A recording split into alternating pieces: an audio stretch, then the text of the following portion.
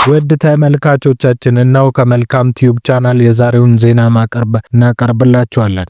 የኢትዮጵያው ጠቅላይ ሚኒስትር ዶክተር አብይ ወደ ጠፈር ሊሄዱ እንደሆነ እየተነገረ ይገኛል። እንግዲህ በጠፈር ጉዟቸው ምን አይነት ነገር እንደሚያካትት ባይታወቅም ከጠፈር የሰላም ንግግር እንደሚያደርጉ እንግዲህ እየተነገረ ይገኛል። ዶክተር አብይ አህመድ ከጠፈር ስለ ሰላም የሰላም ተሸላሚ መሆኑ የሚታወስ ጉዳይ ቢሆንም ዶክተር አብይ አህመድ ወደ ጠፈር የሚያደርገውን ጉዞ የኢትዮጵያ ህዝቦቹ የተለያየ አስተያየት እየሰጡ ይገኛሉ። አብዛኞቹ ጠቅላይ ሚኒስትራችን እዛ ከሄደ ሀገሪቱን የሚመራው ምክትል ነው እንደማለት ነው። ዶክተር አብይ አህመድ እንግዲህ በህዝብ ዘንድ ያላቸው ታላቅ ፍቅራቸውን እንግዲህ ህዝቦች እንግዲህ አሁን በጠፈር ላይ የሚመለከቱት ጉዳይ ነው። ጠፈር ላይ እንግዲህ ዶክተር አብይ አህመድ ያላቸውን መልእክት እንግዲህ የሚያስተላልፉበት ከፍተኛ መልእክት ይኖረናል ብለን እናስባለን። ዶክተር አብይ አህመድ እንግዲህ ወደ ጠፈር ጉዞ በሚያደርጉበት ጊዜ ስለ አንዳንድ ነገሮች ያለንን መረዳት እንግዲህ የምናሳይ ጉዳይ ይሆናል። እንግዲህ ዶክተር አብይ አህመድ ከጠፈር ጉዞአቸው እንግዲህ መቼ የሚለው ቀን መቼ በየትኛው መንኮራኩር ይሄዳሉ የሚለው አልተገለጸም። የሚገለጽ ሲሆን እንነግራችኋለን። የመረጃ ምንጫችን ኤልያስ ነው። ውድ ተመልካቾቻችን በሌላው ዜና ደግሞ የሳውዝ አፍሪካው ፕሬዝዳንት ወደ ዋይት ሃውስ ገብቷል። ወደ ዋይት ሃውስ ሲገቡ ግን የትራምፕ በቪዲዮ የነጮች ገበሬዎችን እየፈጃችሁ ነው በሚል ትራምፕ ራማፖዛን ከሰዋል። ራማፖዛም ሲመልሱ ይሄ የኛ የመንግስት አቋም አይደለም፣ እኛ ነጮችንም ጄኖሳይድም የለም በማለት እንግዲህ መልሰዋል። የደቡብ አፍሪካው ፕሬዝዳንት ይህንን በማለት ከዓለም ላይ ፈርቀዳጅ የሆነ እይታ ያላቸው ፕሬዝዳንት እንደሆኑ ይነገርላቸዋል። የደቡብ አፍሪካው ፕሬዝዳንት እንግዲህ በዋይት ሃውስ ይገኛሉ። በዚህ ጊዜ የትራምፕ እንደዚህ አይነት ነገር ማድረግ በዓለም ዘንድ ምን አይነት አሜሪካ ፕሬዝዳንት እንዳላት የሚያሳይ ነው። የትራምፕ ንቀት ለአፍሪካውያንም እየተባለ ይገኛል። ለአፍሪካውያን ያላቸው ትራምፕ ምን አይነት አመለካከት ነው የሚለው በጣም የሚዘገን።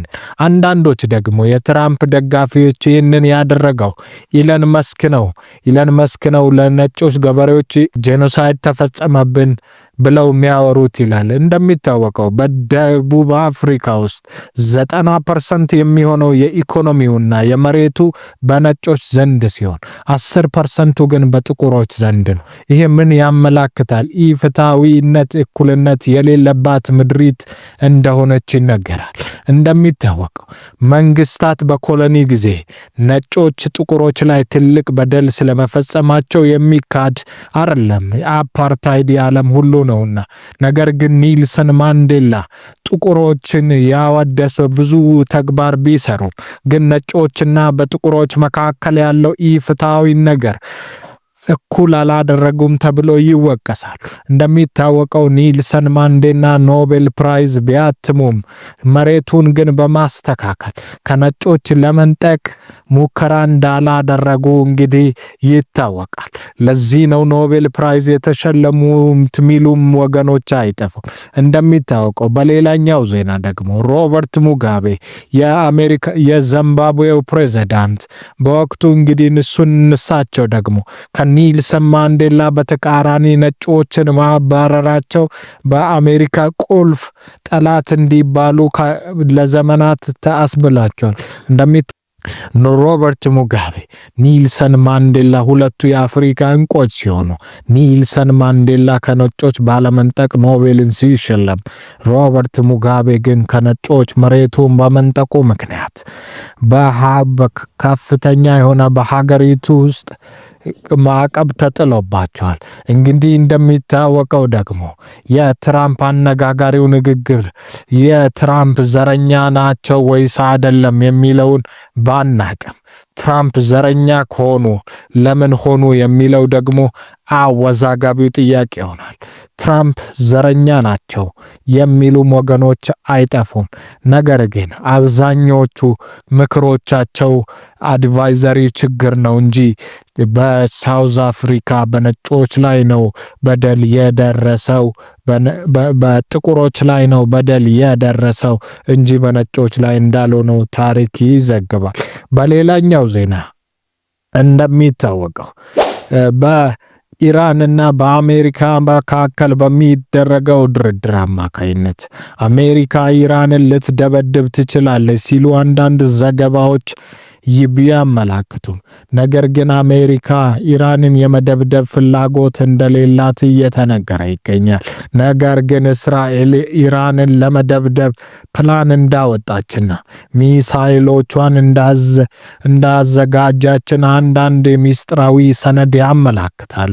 የኒውዮርክ ታይምስ ዘገባ እንዳመላከተው ኢራን ኒኩለርን እታጠቃለሁ፣ ዩራኒየምን ማበልጸጌንም አትከለክሉንም ስትል አያቶላ ተናግሯል።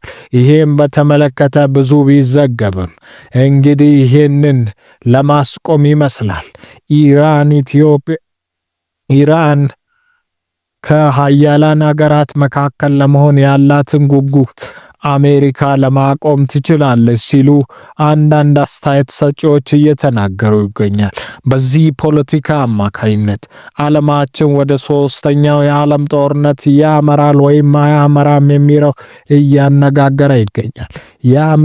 በሶስተኛ ዓለም ጦርነት ይኖራል ወይስ አይኖርም የሚለው እያነጋገረ ቢገኝም ሶስተኛው የዓለም ጦርነት እንደማይኖር ዘገባዎች እንግዲህ ያመላክታሉ ማለት።